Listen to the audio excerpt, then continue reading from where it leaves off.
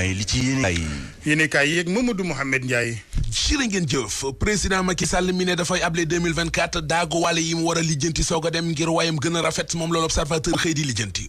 bil yéenekaay bi mu Ndiaye Cissé njiital ONC 3D Babacar Fall bu GRADEC ak soxna Fatou Diagne Senghor ñoom ñett ñi bokk ci société civile bu Sénégal ñoom la l'Observateur xëy jox kàddu gi ngir ñu joxe seen xalaat ci yan la président Macky Sall war a régler ci juróom-ñeenti weer yi ko dese ci bopp réew mi ki ci jiitu di mu Ndiaye Cissé moom ñeenti yëf la gis bi ci njëkk mooy doole justice bi ñaareel bi di càmbar article 80 bi màtt ñu bari ñetteel bi di leeral rapport bi waa Cour des comptes defoon ci xaalis bu fonds force Covid 19 bi ñeenteel bi mu Ndiaye Cissé ne mooy defi jooyandi maanaam réformer inspection générale d'État secrétaire général bu GRADEC di Babacar Fall moom yi mu jàpp ne njiit réew mi Macky Sall war na cee taxaw laata muy jógee ci réew mi nee na waa l'Observateur mooy réformer conseil constitutionnel tëggaat état bi ba tur wuyu borom bu ca noppee nag tànn nit ku amul benn péete maanaam autorité neutre jox ko mu organiser élection yi soxna Fatou Diagne Senghor mi taxawal centre pour le leadership des femmes moom jàpp na ni président Macky Sall war na xutti tànk tubayam ci lu dooleel ak yelleefu doomu aadama war na it sukkandiku ci li commission de réforme des institutions di CNRI waxoon ci doxinu justice bi injustice mënul weesu amnistie Karim Wade ak Khalifa Ababacar Sall bu nuppi bañal ko Ousmane Sonko Souleymane Ndéné Ndiaye moo ko wax ñi mi ngi ci xët mu njëkk journal Tribune yéenekaay bi nañu démb la ko xamle ci émission bii di Grand Jury ci rajo Futur Média moom premier ministre Sénégal ba woon di Souleymane Ndéné Ndiaye rafetlu na it dogal bi président Macky Sall jël jëm ci ne du troisième mandat kan la Macky Sall di tànn ne candidat bu majorité bi ci élection présidentielle yi laaj boobee ñëpp yi laaj journal li quotidien xëy na ko samp ci xëtam mu njëkk ba di ñu wax ne bu dee Amadou Ba la li mu doon premier ministre jamono ji atu la ci moom Mahammed Boun Abdallah Dionne ngor gu landi gi muy wan Macky Sall mu di loyauté ay point la ci moom Abdoulaye Daouda Diallo yéenekaay bi nee nañu ñëpp xam nañu ne ci homme de confiance yu Macky Sall yi ci la bokk bari nañu jàpp ne Aly Ngouille Ndiaye lay doon ndax rigueur bi nekk ci moom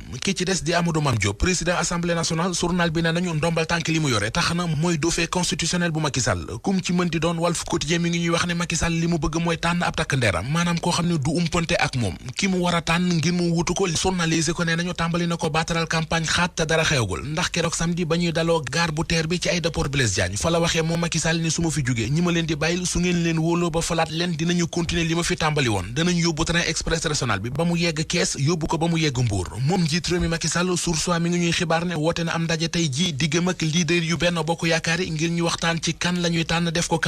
candidat yi ci élection présidentielle yi 2024 yi Vox Populi mi ngi ñuy xamal ne jigéen ñi fas ñu ci yéenee des ginnaaw yëral xët mu njëkk journal bi soxna Aïda Mbodj samp na am dëndam déclaré na candidature am docteur Rose Wardini moom it Vox Populi mi ngi ñuy wax ne samp na am dëndam fas na yéene bokk ci élection présidentielle yu 2024 yi keroog samedi la ko xamle moom docteur Rose Wardini programme bu mu indi jëm ci développement bu dul bàyyi kenn ca programme ba bokk na ci wutal ndawi réew mi am xëy bokk na ci njàng ak njàngale mu tege ci yoon di éducation de qualité paj mu yomb te matale programme buy dooleel entrepreneuriat ak programme buy waggar ci environnement bi Bougane Gueye Dany boroom gëm sa bopp teg na programme am xibaar bi mi ngi ci journal Le Mandat programme la bu tënku ci ay réformes yu bari ngir moderniser Sénégal développé ko ci xët mu njëkk Tribune moom borom programme bi di Bougane Gueye Dany ma ngi fay xamle ne lii farata jamono ji ñu toll mooy ñu obligé Macky Sall wañ loxom ngir mu organiser ci réew mi ay élection yooyu ku ci bëgg a bokk dañ lay bàyyi nga bokk duñ ca tëyee kenn source a dolli ñu ci ne dolli na ci moom Bougane Gueye Dany ne bu ñu fi bëggee jëlee waa Benno Bokk Yaakaar ak seen nguur opposition bi tax ñuy wax opposition sérieuse il faut que dañuy booloo lu mu néew war nañoo def ñaari bloc yu mag ngir taxaw jàmmaarloo ak ñi fi nekk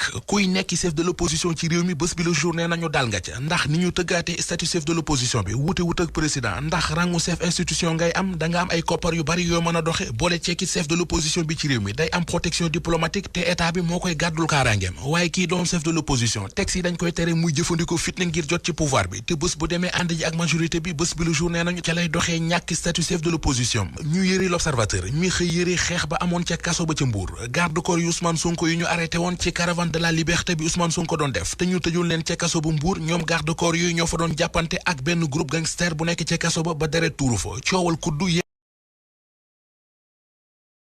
yéenekaay bi nee nañu moo leen boole Abdoulaye Ndiaye bokk ci garde corps yi Ousmane Sonko L'Obs nee nañu infirmerie la mujj ndax dañu ko soode ak ndox mu tàng